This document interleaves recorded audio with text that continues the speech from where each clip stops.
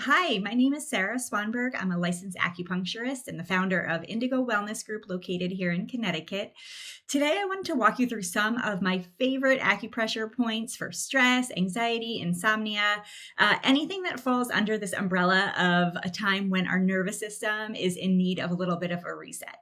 So, our nervous system has two branches, the rest, digest, repair mode, and then fight or flight mode. And fight or flight mode is supposed to be activated every once in a while. It was designed to get us out of emergency situations, away from that tiger that was going to attack. But unfortunately, a lot of us spend way too much time on that side.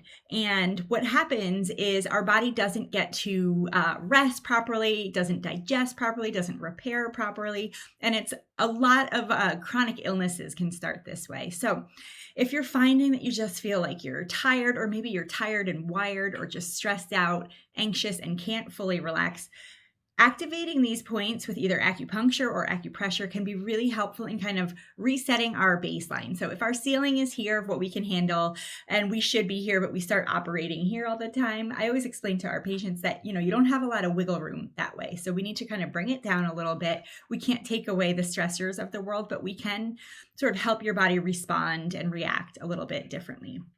So the points that we're going to use are on what in Chinese medicine we call meridians, and we use these points to stimulate the flow of qi through the body. The Western or biomedical understanding of these points is that they actually exist right above tiny bundles of nervous system tissue. So by stimulating these areas, what we're doing is actually stimulating the nervous system to sort of come back into balance. So the first point that I use all the time in the clinic, I use at home on myself and also on my kids when they're having trouble falling asleep, is called Yin Tong, and it's located right here in the center of the eyebrows, right above the nose. And what we're going to do with these points is take really deep, slow breaths as we're doing this. Breathing is another great way to reset your nervous system. And one way that you can tell your body and your brain that you're safe is by taking exhales that are slightly longer than your inhale. So I like to start with a 4-second inhale with a 5 or 6-second exhale. And over time, you might notice that you can start to extend the length of these breaths and get really deep and slow breathing. That's how we breathe when we're naturally at rest. So by forcing yourself into this pattern, it's a great way to tell your brain and your body that you are safe. There is no tiger that's going to attack, and it brings us out of that sympathetic response. So we're going to take some deep breaths and we're going to activate these points with a moderate pressure. I like to use a little bit of a round circular motion, and you can do 30 to 60 to even up to 90 seconds of these. You might find that just even putting pressure on this point feels really good. This is a point that when we are stressed out, we tend to kind of rub naturally, which is sort of interesting when you think about it, but stimulating this point is great to just calm the mind too. So if you're kind of stuck overthinking, or even feeling a little bit of that wired, tired combo, that's a great point to use.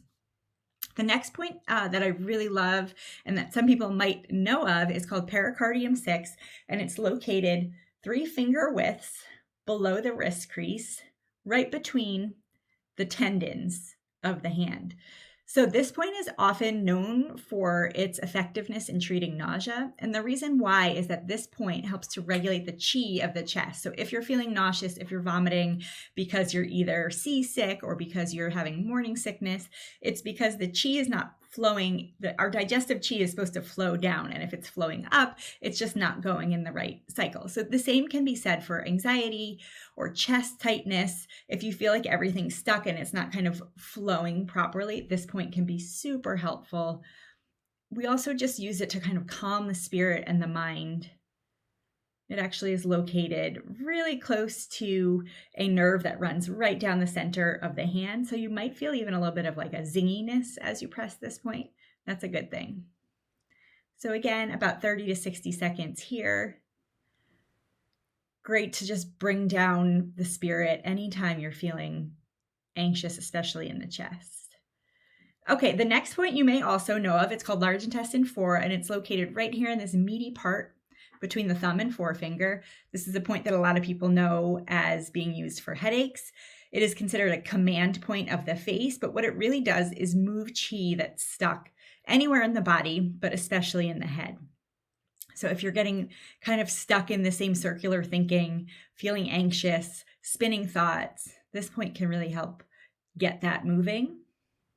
And you're going to do moderate pressure. This point is usually pretty sensitive, feels pretty good. And you're going to switch sides. Some people can do it kind of at the same time. I'm not quite so skilled at that, so I'm going to switch to over here. Ooh, feels like it's a little easier to take a deep breath after doing these two. Okay, the next point is called REN 17, and it's located right in the center of your sternum, of your breastbone here. So you're going to find that little sternal notch right here above my little S. And you're going to come down right to the center. It's also located at the level of the fourth rib. So if you want to count down your ribs, you can go that way. But most of the time you can just feel it. If you rub your hand straight down, you'll feel like a little dip almost. It should feel pretty tender, or at least it does on me. And this is a point that helps to just expand the chest. So in times of stress and anxiety, we do tend to hold on a little bit. In Chinese medicine, we also think that grief and sadness is stored in the lungs, and coming out of the past year of the pandemic, we all have a lot of grief on different levels and of different sorts, but there's been a lot of loss this year, loss of normalcy, loss of life. So this point often feels a little bit tender, and actually pushing on this point can bring up some emotions. So if you feel like all of a sudden you get a lump in your throat here, that's that kind of stuck chi that we're trying to move out. So again, think about taking deep breaths, and think about taking expansive breaths as well as you're pressing this point.